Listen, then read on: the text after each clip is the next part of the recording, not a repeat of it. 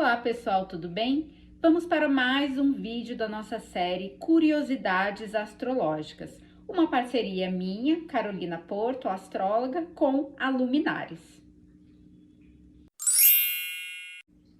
Hoje eu vou contar um pouquinho para vocês da história da descoberta e identificação no céu de Urano, Netuno e Plutão. Esses três planetas não eram utilizados pelos astrólogos clássicos. Os astrólogos clássicos utilizavam somente os planetas que eram visíveis no céu, que eram os planetas até Saturno. Toda a astrologia durante a Antiguidade, toda a astrologia durante a Idade Média, até o século XVII, era baseada nos 7 planetas, nos 7 corpos celestes visíveis no céu. O Sol, a Lua, Mercúrio, Vênus, Marte, Júpiter e Saturno. Os nossos planetas exteriores, assim como chamamos Urano, Netuno e Plutão, ainda não eram conhecidos e não faziam parte do estudo da astrologia. Vamos conversar hoje sobre quando eles foram descobertos e o que estava acontecendo naquele momento da história. A descoberta de Urano no final do século XVII por William Herschel provocou uma grande quebra de paradigmas na astrologia, não só na astrologia, mas em outras áreas do pensamento. Até então, existiam 7 corpos celestes no sistema solar, além da Terra, óbvio, e esses 7 corpos eram os corpos estudados na astrologia. E o número 7 sempre esteve associado ao sagrado.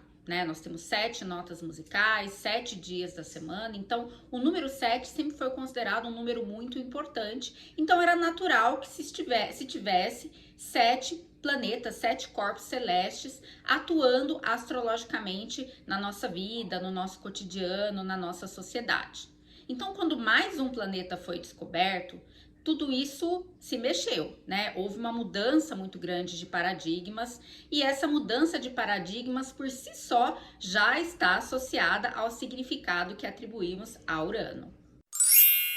A identificação de Urano no céu se deu no momento em que a ciência passava por grandes avanços, por grandes descobertas, como a própria descoberta da eletricidade. O mundo também vivia uma era de revoluções, de grandes mudanças. Podemos citar a Revolução Francesa, acontecida no final desse século, e a independência dos Estados Unidos, entre outros acontecimentos históricos de ruptura que ocorreram nesse período. Foi uma época de grandes questionamentos do status quo, questionamentos dos direitos dos cidadãos, e essas mudanças, essas grandes revoluções, elas marcaram uma nova era na humanidade, em que aquela estrutura muito baseada em monarquias, que lembrava ainda um pouco do regime feudal, veio aos poucos a ruir e a entrar em decadência em várias regiões. Essas noções de constituição, de direitos individuais começaram a surgir nessa época. E esses temas, eles estão muito associados a Urano, que é um planeta que tem esse papel de promover rupturas, de promover mudanças, de promover contestação e questionamento social. Netuno foi descoberto em 1846 por 2 astrônomos que trabalhavam em conjunto, Gale e Leverrier. Leverrier foi quem levou os méritos pela descoberta de Netuno, mas teve uma grande participação desse outro astrônomo de Berlim, Gale, na descoberta, na identificação desse novo planeta. Netuno, que recebeu esse nome em homenagem à divindade romana associada aos oceanos, aos mares, simboliza o inconsciente, a imaginação, os sonhos, a nossa espiritualidade, o nosso contato com o nosso inconsciente e a nossa espiritualidade.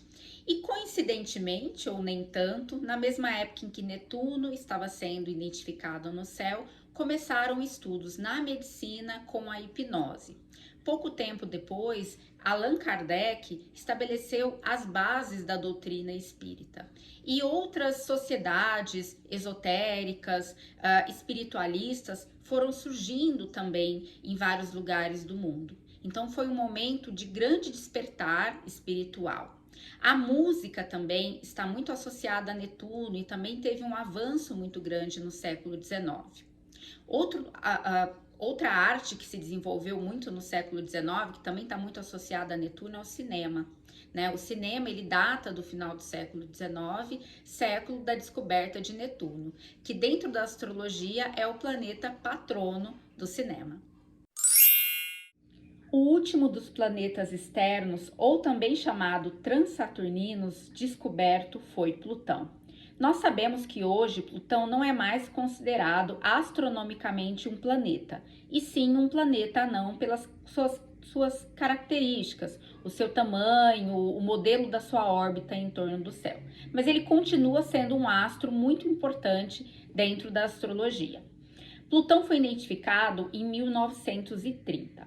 Nós sabemos que Plutão está associado às grandes transformações.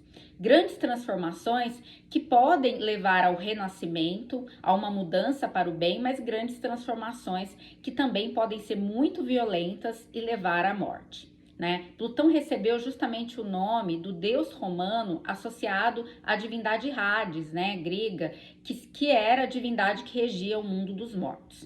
E Hades era uma divindade bastante complexa, assim como o seu Plutão, né, que era o seu correspondente no mundo romano. Pois ao mesmo tempo em que eles simbolizavam, né, eles representavam a divindade do mundo dos mortos, eles também eram divindades cultuadas em sociedades agrícolas, porque acreditava-se de que a planta, né, ao nascimento da planta, ele vem do enterramento da semente, da morte da semente. Então esse ciclo morte e renascimento, que era muito associado à agricultura, está muito associado a Plutão.